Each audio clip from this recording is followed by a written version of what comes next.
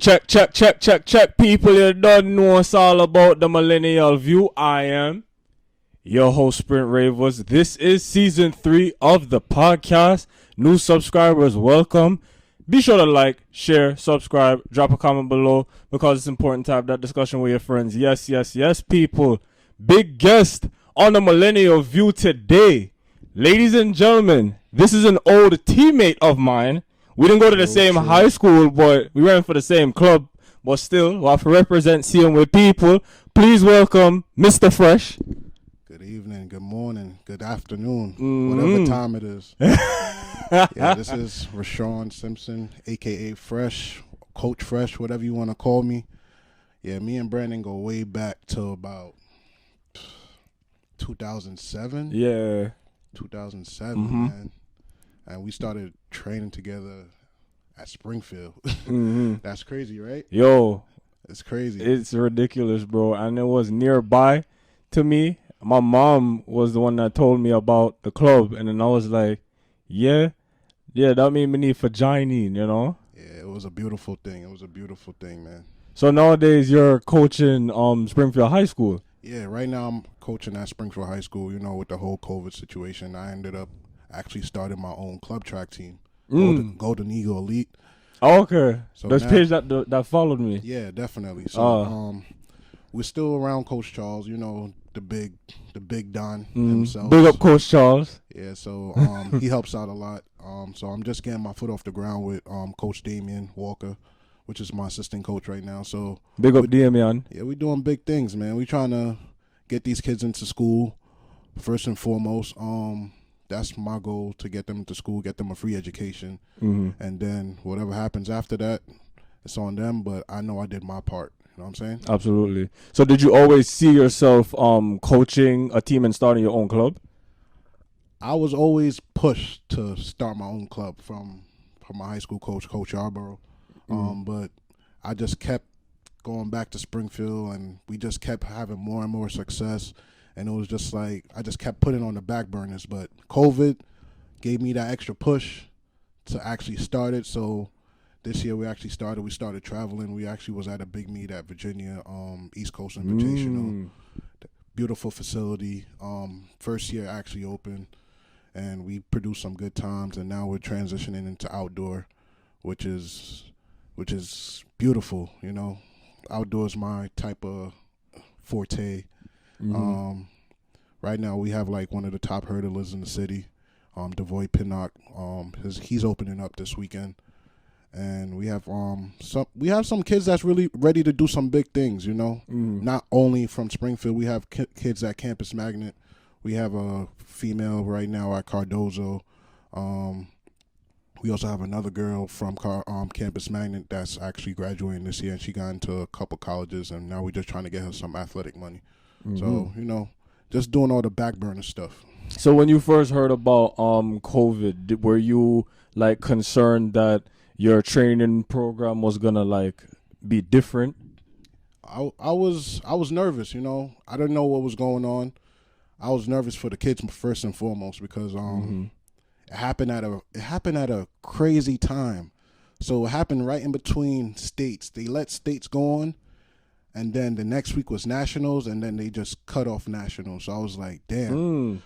So I was like, I had that year, last year, March, I had the top runner in the nation in Raheem Hills. He just came off winning states in the 600 and the third fastest time ever.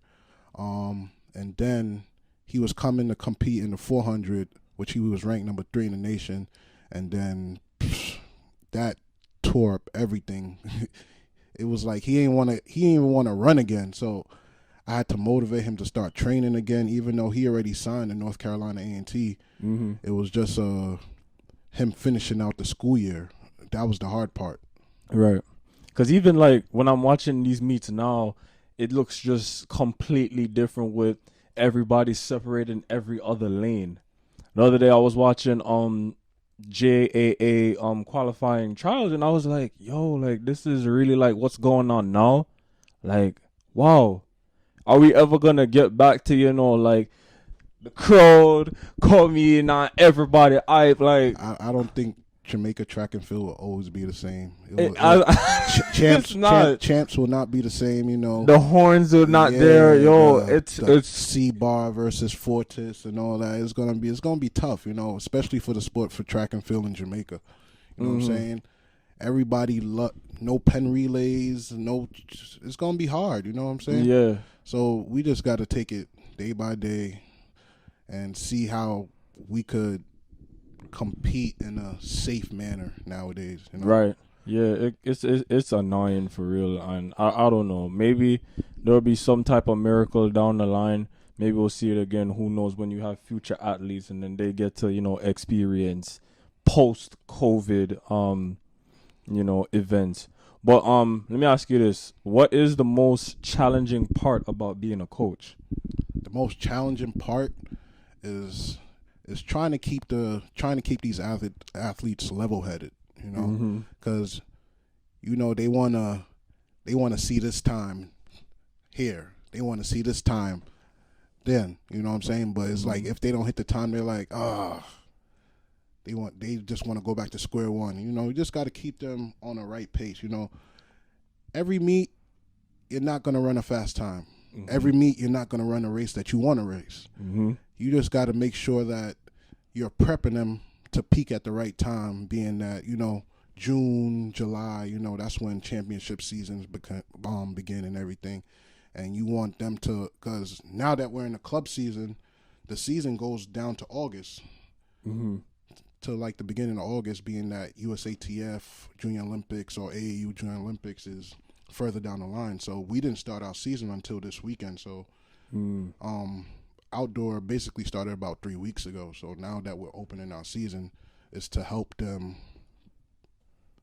transfer down it's for the longevity of the season this year. So so that's what we're basically focusing on. That's the hardest part for me.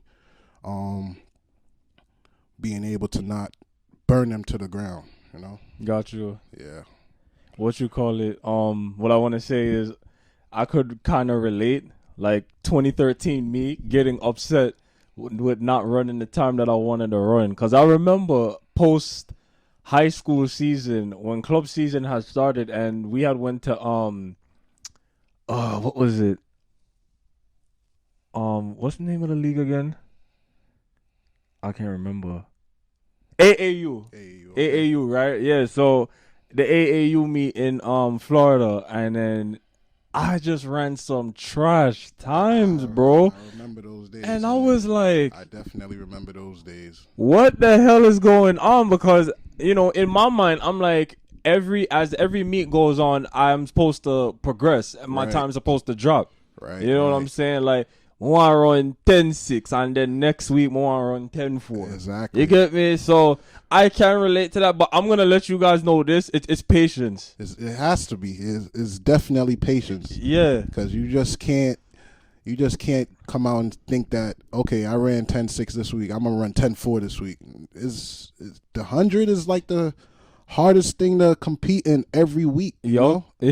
It's the hardest thing to compete in every week, because you just going to run into somebody that's going to be like, all right, today's the day. Today's the day. I'm gonna turn on the burners, 10-3 on your ass.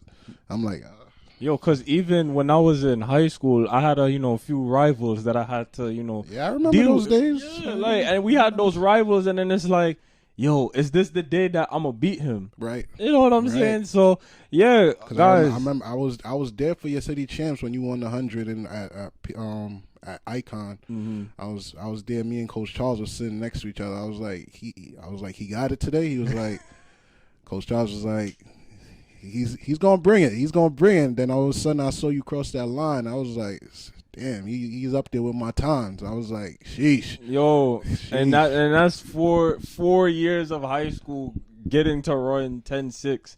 What a way to end it. Till this day, like when I watch it, I'm just like, wow, like I really did that. Yeah. After all the struggles and the level-headedness, because I was level-headed at one point too. Like I didn't want to, run the 400, 300 in training. I didn't want to run that. I'm like, I'm gonna be super tired. I'm like, I can't do this, blah blah blah. But I got used to it like within like what 2 weeks. Yeah. Yeah, like I think it was Thursdays we would run like a 350. Yep. Yeah, we run the 350. I remember those days. And then boom, I'm like, oh wow, like I'm still like going. Right. You know, usually I would hit the wall at like maybe 150, 200-ish. Okay, yeah. But I had kept going. I'm like, oh, now I see, like, now it all makes sense. It makes sense. Now it all makes sense. So listen, like, endurance is key. You know? Yeah, definitely. If they need to understand that endurance is what helps you get around the track, down the track, get you that turnover speed, whatever you need. That speed endurance. You know. Do you give them a specific diet to go by every day? So right now we only practice Tuesday, Wednesday, and Thursdays. We don't really give them a specific diet because being that the workload that we give them, Tuesdays is our hard days, Wednesdays are mediocre days, Thursdays is basically with starts and little tweaks and stuff and technique and stuff. They're at a point in their life that they eat, sleep, track and field right now. So if I don't really have any athletes that's really like overweight or need to be focusing on their figure because they're ready. I had a kid, one of the top hurdlers, like I said, he just went 13.6 in training. And he last year he ran 14.3 and I'm like, wow. So big PR in practice and no competition. So, but that's all Coach Charles, man. You know he's a hurdle god. he's a hurdle god. So I have nothing to do with that. So you guys are practicing now at Springfield or Roy? So right now we're at Roy. We are not allowed to practice at any school right now. So, really? So PSCL is just opening back up. I believe this week. So 6 was the first day of actual training. Okay. They're gonna have a 2-week conditioning program and then a 2-week competition program, but there won't be a city champs. So it's gonna be hard for the athletes to even find a way to compete and try to get their name out there within 4 weeks of training and little spring series meet. So yeah, that's why spring series. Exactly. Spring series. Right. I remember the spring series. Yo, I feel a way for them. I feel it for them because just imagine if we was in this situation. Man. Yo. I'll go crazy. So I have to understand where they're coming from. You know, like we're coming from running big meets like Mayor's Cup, New York relays, Hornet relays, Kings relays, and they just Borough Championship. Exactly, and then they just go on the spring series, and they're not basically running for There's nothing. There's no Borough Champs either this year? It's gonna be hard because they don't they don't really want the athletes close to each other, and one positive COVID test, they're out for 2 weeks. Anybody that competed at that meet will be out for 2 weeks. So it's just that's sad. Exactly. You know, it's rough for our athletes today, and I feel sorry for them, but we just gotta take the punches as they roll right now. I don't know. So now you have a child now, right? Yeah, I have a 2 year going on 20. Oh my God. Yeah, so I don't really have a plan for him yet. I'm just letting him live out his youth. Would you want him to run track when he get older? I'm not putting that pressure on him. You know what I'm saying? I'm not putting that pressure on him. Right now, I think he wants to go into soccer or swimming, which is good to build up his cardio. Just sometimes I'm just gonna put some blocks on the track and just be like, "Oh, you know what to do with that, right?" Yeah. And it's funny because I started with soccer before running track. Yeah, I remember that. Yeah, exactly. Yeah, Rosedale Rockets. You know, so that's actually a good start to kick off with before running track and field. Right. Damn, I'm trying to remember which other question I was gonna ask. Oh, so just imagine, right? Mm-hmm. If we went to the same high school, if I had went to Springfield. Oh. Because Springfield was actually my zone school. Yes, I do remember that. I remember you telling me that. Yeah, and then you did say, well, my boy named Taekwon lived in Queens also. So just imagine if we went to the same school, bro. So it would have been me, you, Taekwon Dukes. Then we had Jerome already there. Mm-hmm. Then we had Hareen already there. Mm-hmm. The funny thing is, when I found out that Taekwon Dukes lived in Queens, I almost fainted on the bus one day. Because he lived right around Roy. Mm-hmm. So all of a sudden, I was coming from practice one day, and I was like, yo, what you doing over here? He was like, I live over here. I was like, what? He was like, yeah, I live over here. I was like, wow. And I was like, yeah, I'm telling you, probably will be going down for like one of the fastest football ones in history, in PSL history. Absolutely. We had the coaching. We basically had everything. You know what I'm saying? That 4x, like I said, that 4x1 would be crazy. Yo, I just wish that I had like the balls to at least like say something like, oh, I don't want to be John Bond anymore. Let me go to Springfield High School. Cause I mean, like, I did not have such a strong 4x1 in high school. I didn't, so, and I always wanted to, be on a 4x1. I mean, we kind of ran a fast time in clubs, but still, like, during high school, imagine running 40 points in high school. Exactly. Come on, bro. Like, who wouldn't want to see that? Exactly. You know what I'm saying? What if? It's all what if, So, you also went to UAlbany. Yeah. I actually did go to UAlbany.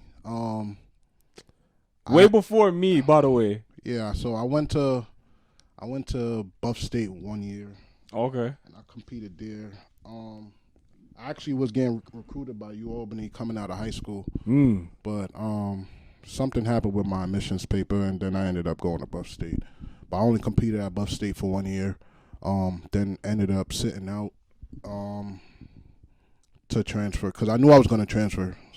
Buff State didn't know I was going to transfer, but I knew I was going to transfer. Oh, okay. So once they noticed that I didn't sign no NCAA papers that year, they knew that I was going to leave in January.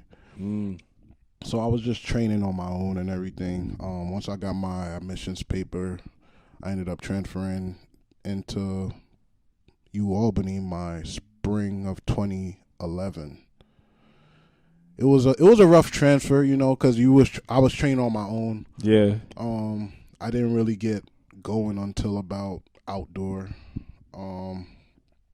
Shout out to Coach Junior Burnett. That's my guy right there. Junior Burnett, big up yourself. And he still helps me to this day and helps get some of my athletes into his school. That's when I ended up actually running into Donald Williams again, He ended up beating me at City Champs 2010. I still want my rematch, but it's all love, you know what I'm saying? I believe we still have the 4x1 record at UAlbany, but I think it's going to get breaking this year because I see some kids that's really running right now. Yeah. I seen like this freshman just open up in 10-5. 5, yeah. And I was like, wow. So, they're still doing good things for an East Coast team, you know what I'm saying? That's so far up north, and I'm just happy that UAlbany is still getting good sprinters and they're still producing. Coach Vives, he actually was looking at a couple of my athletes, and he still helps out, you know what I'm saying? Mm-hmm. So I'm appreciative of UAlbany to this day, Yeah, as you should. Big up UAlbany. Big up the Great Danes, you know what I'm saying? What for represent? UA? Come on, you never forgot about that. Yes. So, sir. My final question, Mr. Fresh. If you were to give advice to any future track and field stars out there, what would it be? Don't run away from the 400. Mm. Don't run away from the 400. You know, it might not be an event that you're good at, but it's an event that you might need down the road. You know, you're gonna have 400s at practice. You may have 400s at meets. You know what I'm saying? Yeah. You're gonna need that speed endurance. You're gonna need that strong base. Because I started off as a 400 runner from my freshman to junior year. I didn't get brought down until my senior year into the short sprints, which actually helped me down the road, you know. Yep. I have a PR in 10:54 in the 100, which is a pretty fast time in PSL still to this day. Mm-hmm. And just trust your training. Trust your training. If you feel like you're not getting the right training, talk to your coach. Don't be afraid to open up to your coach, because that's what they're there for. That's what they're trained to do. They're trained to get you over that little hump that you need to get pushed over, break your threshold, and make sure you, whenever you come to practice, give 110%. Absolutely. Yeah. And yes, do not run from these things that will give you the extra push, because again, the 100 is not easy. You need that extra push for that last 40. Yeah, there's so much phases that you have to go through in the 100. One mess up in that phase, you're like, Don't ease up at the line either. Oh my, run through it. Run through that line. Run through it like Brandon jumping up in that 100. I don't believe you stopped until you passed the scoreboard. I'm like, I'm going to run past the scoreboard to make sure I ran through the line. You know what I'm saying? Yeah, man. And I got that habit of that, and I'm glad I got the habit of it, you know? Yeah. Yes, but Mr. Fresh, thank you so much for joining me on the Millennial View. I appreciate you having me here. Absolutely. It's always a pleasure. Always a pleasure. Tell the people they can find you on social media. Right now you can find me on Instagram at sgras100, or you could follow my club team page at Golden Elite Track and Field. We are actually taking athletes from ages 5 to 18 right now. So if you have any athletes, just contact me through the page. Me or my assistant coach will get back to you. Mm-hmm. Yes, people. Fresh in the building. This is the Millennial View. Like, share, subscribe, do all of that stuff. Get it out there, people. Thanks for watching this episode. If you want to see more, be sure to subscribe. People.